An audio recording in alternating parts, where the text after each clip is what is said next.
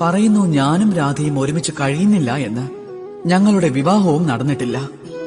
ഞാനിവിടെ ദ്വാരകയിലും രാധ അവിടെ ബർസാനയിലുമാണ് കഴിയുന്നത്.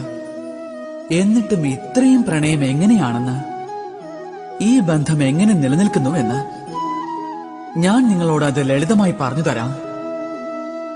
നിങ്ങൾ എല്ലാവരും നിങ്ങളുടെ കണ്ണാടിയിൽ നോക്കിയാലും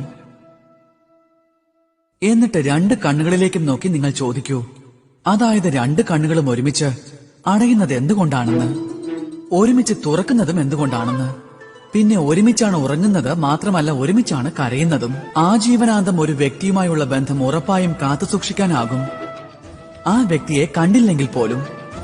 അതുപോലെയുള്ള പ്രണയമാണ് എന്റെയും എന്റെ പ്രിയപ്പെട്ട രാധയുടേതും, അല്ലാതെ മറ്റൊന്നുമല്ല. ശരിക്കും അതാണ് പ്രണയം. രണ്ട് കണ്ണുകളെ പോലെ അവർ പരസ്പരം കാണാറേയില്ല, പക്ഷെ എന്നേക്കുമായി